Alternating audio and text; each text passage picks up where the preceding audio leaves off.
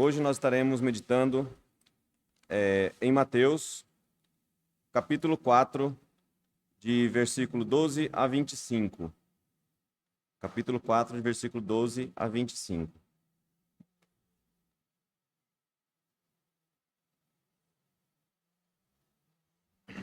Vamos lá.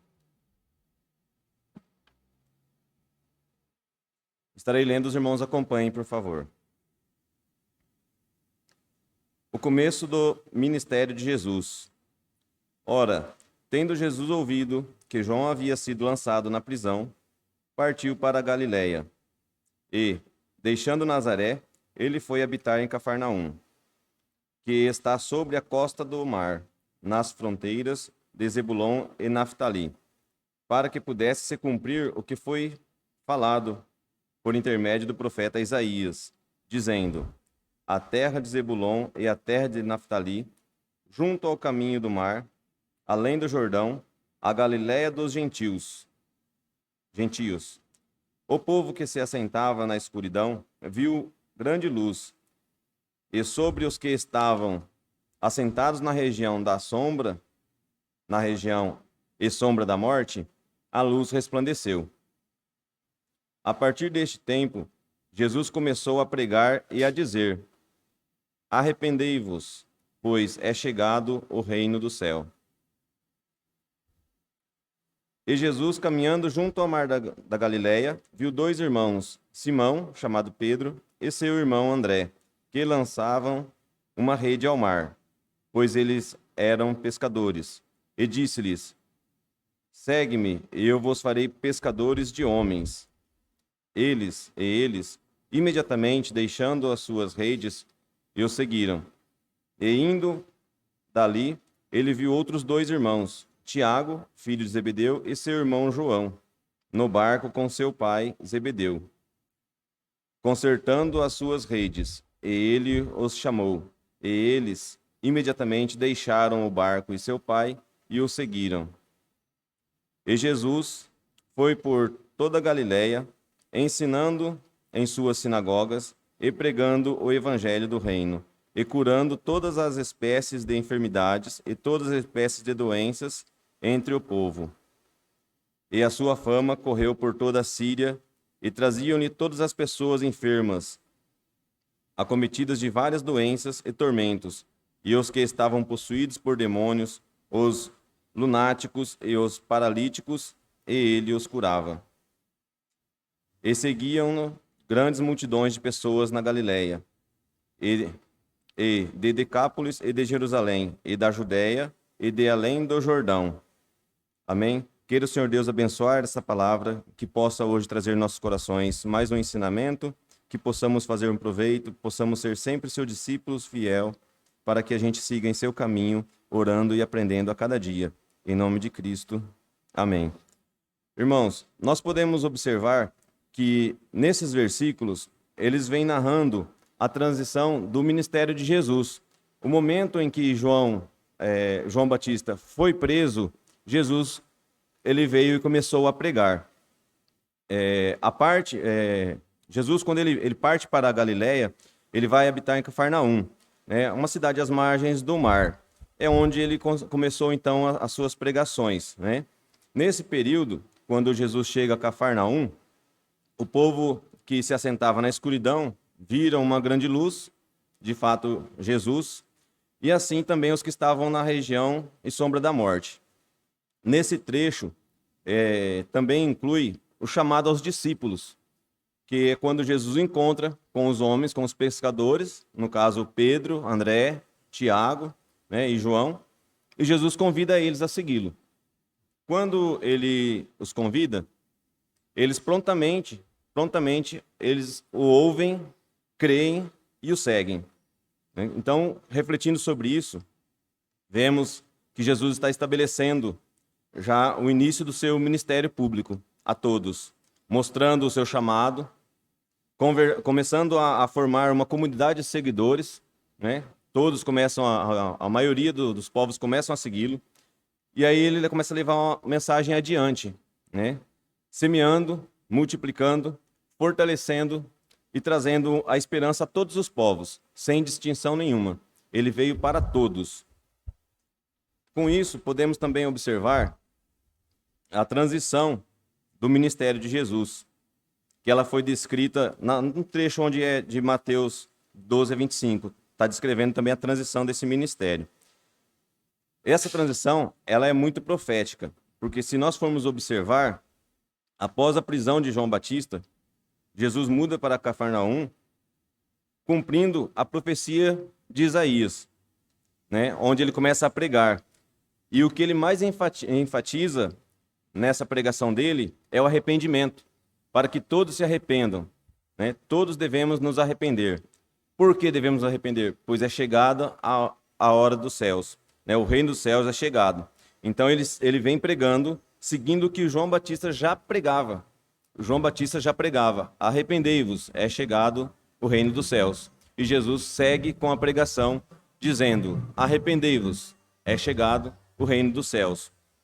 Aqui ele não só começa a espalhar sua mensagem, mas também chama os seus primeiros discípulos. Ele já começa a compor seus discípulos, transformando esses pescadores comuns, né, como ele mesmo disse, pescadores de homens. Então, para muitos, às vezes a gente pode pensar de uma forma diferente, né, mas essa passagem marca um ponto de virada muito grande. Esse ponto é a entrada de Jesus em cena, com a mensagem de João Batista, né, que foi o começo, apenas um início, preparando o caminho para a chegada de Jesus.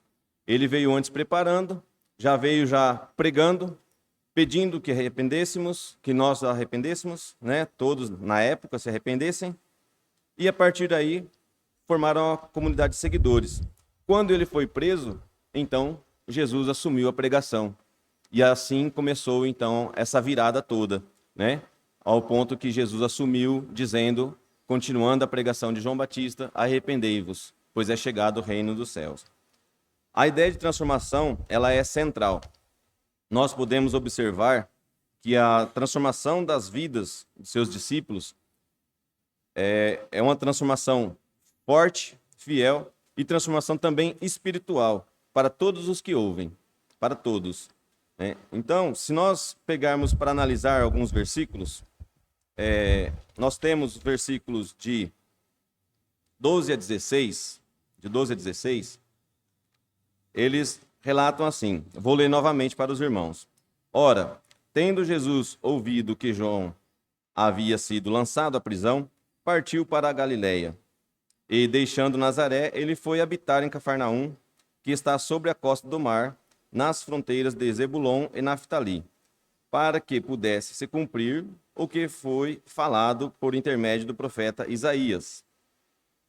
A terra de Zebulon e a terra de Naftali, junto ao caminho do mar, além do Jordão, a Galiléia dos gentios.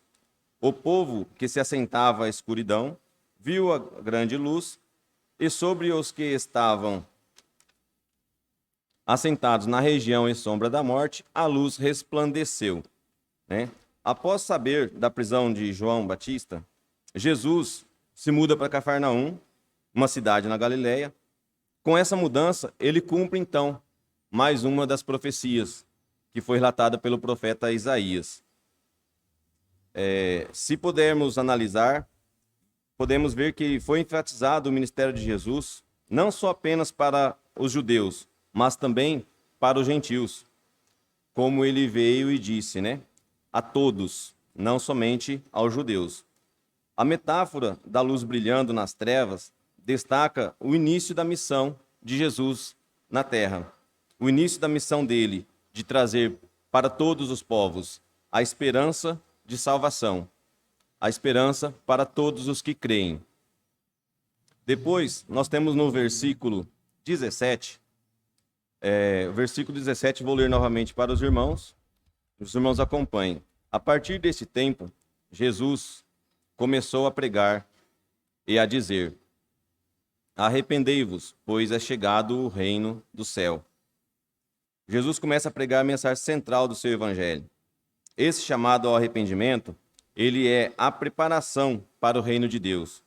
Ele faz um convite a todos para que haja uma transformação espiritual e, ao mesmo tempo, ele também nos dá um alerta. Para que um alerta? Um alerta para a salvação. Devemos nos arrepender para que possamos ser salvos. Então, nesse momento, onde ele começa a seguir com o que já pregava João Batista, ele dá também um alerta para nós. Devemos nos arrepender. Nós temos que arrepender, pois é chegado o reino do céu. Para que possamos estar com Cristo, temos que ter arrependimento. Chamado aos primeiros discípulos, nós podemos verificar de Mateus 4, 18 a 22. E Jesus, caminhando junto ao mar da Galileia, viu dois irmãos, Simão, chamado Pedro, e seu irmão André, que lançavam uma rede ao mar, pois eles eram pescadores, e disse-lhes: Seguem-me, eu vos farei pescadores de homens. Eles imediatamente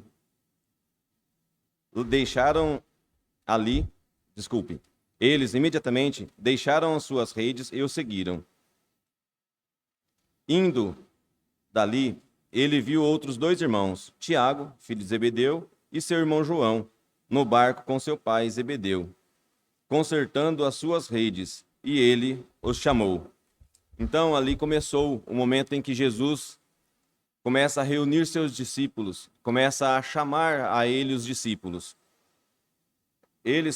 Chamam eles para segui-lo, e que agora eles teriam uma missão. A partir desse momento, eles teriam uma missão.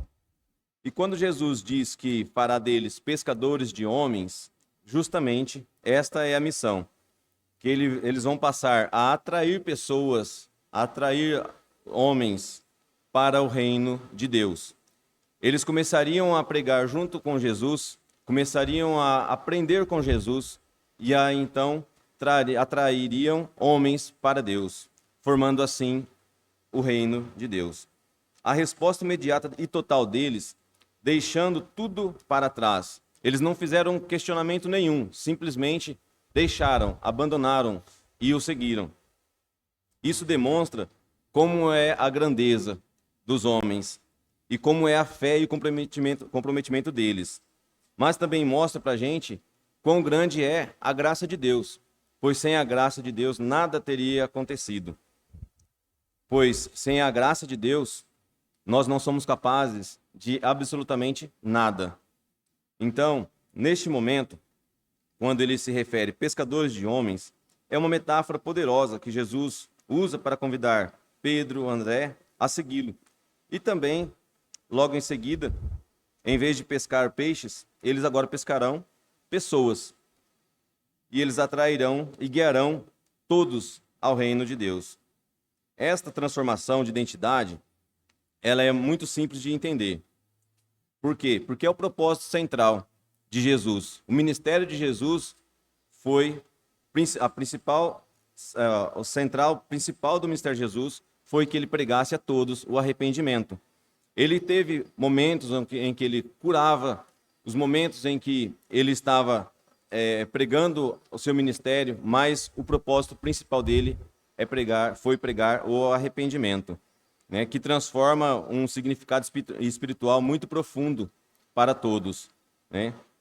Podemos ver também e observar até nos dias de hoje, né, porque se nós ouvíssemos hoje o Senhor dizer a nós que nos faria pescadores de homens, como nos sentiríamos? Será que nós abandonaríamos tudo para segui-lo? Será que seríamos capazes disso? Então, Jesus veio justamente para isso, para dizer-nos: arrependam e sigam-me, pois é chegado o reino do céu. Também podemos observar em Marcos 16, no versículo 15, que ele disse assim: ele disse-lhes: ide por todo o mundo, pregai o evangelho a toda criatura. Também temos em Mateus 10:7, né, que diz: e enquanto forem, pregai, dizendo: o reino do céu tem se aproximado. Então, este foi o intuito, esta foi a principal intenção, para que possamos aprender, possamos pregar e levar o Evangelho. Qual o Evangelho? O Evangelho, a palavra de Deus. Pregar o arrependimento a todos.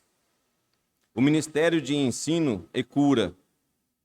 Isso podemos ver em Mateus, de 23 a 25, que estarei novamente lendo para os irmãos.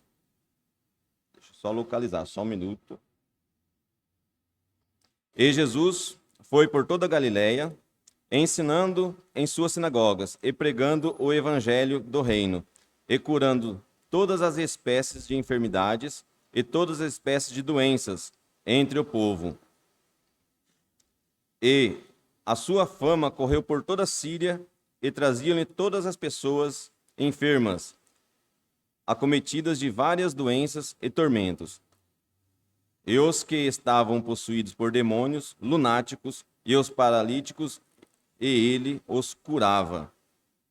E seguiram-no grandes multidões de pessoas da Galiléia e de Decápolis e de Jerusalém e da Judéia e de além do Jordão.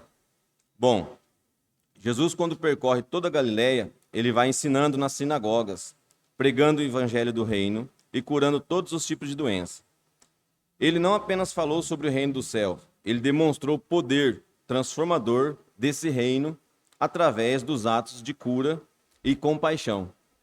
Então, ele não veio para apenas curar, mas neste momento em que ele faz essa transformação, essa cura, ele demonstra também compaixão, a compaixão do Pai conosco. A fama de Jesus espalhou rapidamente, embora ele não veio para fazer a fama dele. Ele não queria demonstrar esse poder, ele queria apenas mostrar o caminho. Tanto que tudo o que ele fazia, ele não pedia para que falassem, que espalhassem a mensagem que ele estava curando. Ele apenas pedia para que espalhassem que está chegado o reino do céu. E com isso as pessoas falavam, conversavam e iam divulgando e falando o que ele estava fazendo, as curas que ele fazia. E então começou a juntar multidões. Por isso, então, a fama de Jesus começou a se espalhar rapidamente, né? Em diferentes regiões, como está dito nas palavras, né? Síria, Decápolis, Jerusalém, Judéia e além do Jordão. Trouxeram a ele todos os doentes, independente de qual tipo de doenças, tormentos, poderiam ser endemoniados, lunáticos, né? Os paralíticos, e todos Jesus o curou. Todos. Esse trecho enfatiza para nós que o ministério de Jesus, ele era inclusivo e abrangente, alcançando todas e qualquer pessoas. Independente de condições, de origens, não importava para ele se eram pessoas de classe social maior, menor, se eram pessoas boas ou ruins, ele os curava e ele demonstrava amor e compaixão. O impacto desse ministério foi profundo. E ele não apenas ensinava, mas também tocava a vida das pessoas de maneira tangível, demonstrando que o reino de Deus traz esperança e cura para todos. Isso tudo ressoa de uma forma poderosa e continua a inspirar nossas vidas até nos momentos de hoje. Eu vou estar lendo um trecho do livro que nós estamos fazendo as leituras e as meditações, e vou tentar explanar alguns tópicos para os irmãos. Neste livro, ele trata de todas as formas em que foi descrito o livro de Mateus no Evangelho. Então ele traz para nós a meditação sobre o Evangelho de Mateus, né? E nós podemos observar, de uma maneira bem clara, como nosso Senhor deu início à sua poderosa realização. Qual seria essa realização? A pregação de Jesus. Jesus começou a pregar. Não existe outra atividade tão honrosa quanto a de um pregador. Não há trabalho humano tão importante para as almas dos homens. Não tem nada que pode ser mais importante do que a pregação da palavra do Senhor. Este é um ofício no qual o próprio Filho de Deus não se envergonhou Por meio deste ofício, ele selecionou 12 apóstolos. Foi um ofício que o apóstolo Paulo, já idoso, recomendou de maneira especial a Timóteo, quase em seu último alento. Podemos ver essa passagem em 2 Timóteo 4:2.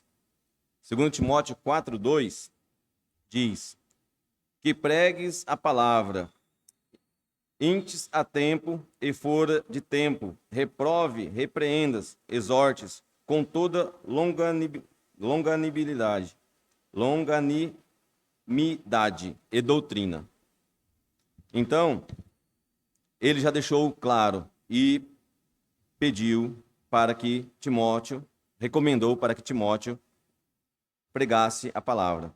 Acima de qualquer outro, este é um instrumento de Deus que se agrada em usar na conversão e na edificação de almas humanas. Os dias mais resplandecentes da Igreja de Cristo sempre foram aqueles em que a pregação do Evangelho foi mais honrada. Por outro lado, os dias mais negros da Igreja sempre têm sido aqueles em que a prédica foi desvalorizada. Então, honremos as ordenanças e as orações públicas nas igrejas locais e recorramos reverentemente a esses meios de graça divina. Porém, cuidemos de nunca permitir que essas práticas venham a tomar o lugar que pertence à pregação do Evangelho. Nós não podemos deixar que essas práticas venham a substituir a pregação do Evangelho. Muitas vezes, podemos pegar, em alguns momentos, algumas congregações estarem no momento de pregação, mas não fazem a prática do Evangelho, não têm a leitura do Evangelho, não está exortando o Evangelho para os irmãos. Devemos ficar atentos, devemos sempre exortar o Evangelho. Depois, ele começou afirmando: arrependei-vos. A necessidade do arrependimento é um dos grandes fundamentos do cristianismo. É necessário pregarmos que toda a humanidade, sem exceção alguma, se arrependa. Importantes ou não, ricos ou pobres, todos os homens têm caído em pecado e são culpados diante de Deus. Ninguém vai passar impune, ninguém vai deixar de ter pecado perante a Deus. Todos nós somos pecadores. O verdadeiro arrependimento é uma questão superficial. Antes envolve a completa mudança do coração no que concerne ao pecado. Uma transformação que demonstra mediante a santa contrição e humilhação, com a confissão sincera dos pecados diante do trono da graça, e a quebra total dos hábitos pecaminosos, bem como do ódio permanente por todo o pecado. Este arrependimento, tal arrependimento, é o acompanhante inesparável da fé salvadora em Cristo. Devemos valorizar grandemente esta doutrina. Ela se reveste de grande importância. Nenhum ensino cristão pode ser considerado sadio se não puder sempre em evidência o arrependimento com Deus e a fé em nosso Senhor Jesus Cristo. Que também podemos encontrar essa palavra em Atos 20:21. Testificando tanto aos judeus como também aos gregos o arrependimento para com Deus e a fé em nosso Senhor Jesus Cristo. Temos sempre que seguir conforme as Escrituras. Depois tem um outro trecho onde nós podemos observar que também a classe dos homens a quem o Senhor Jesus escolheu para ser seus discípulos, eles pertenciam a camadas mais pobres e humildes da sociedade. Tanto Pedro, André, Tiago e João eram todos pescadores. A religião de nosso Senhor Jesus Cristo não visava somente os ricos e cultos, destinava-se ao mundo todo. E a maior parte da humanidade sempre será pobre. A pobreza e a ignorância literária excluíam milhares de pessoas da atenção dos orgulhosos filósofos do mundo pagão. Por quê? por eles não terem instrução, por eles não terem conhecimento, não terem leitura, eram excluídos, infelizmente, excluídos por muitos e muitos filósofos. Mas isso não impede, de forma nenhuma, não há nenhum impedimento, não impede ninguém, nem os pobres, nem os ricos, nem os que têm estudos, nem os que não têm estudos, né? Não há nenhum impedimento para ocupar até mesmo os mais altos escalões do ministério cristão. Não importa se a pessoa tem um estudo, se a pessoa tem informação, se tem dinheiro, se não tem dinheiro. Ambos podem, sim, ocupar um grande escalão dentro do ministério cristão. Como é o homem humilde? Né? O homem humilde, ele é aquele homem ao qual ele, mesmo preso aos seus pecados, mesmo sufocado com seus pecados, ele é capaz de se arrepender verdadeiramente. Ele é capaz de enxergar tudo aquilo que está ao seu redor, mesmo em condições precárias, ele ajuda, ele auxilia.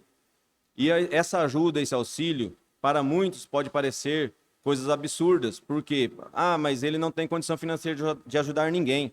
Mas, com apenas uma palavra, com apenas um gesto, ele pode ajudar e pode salvar muitos.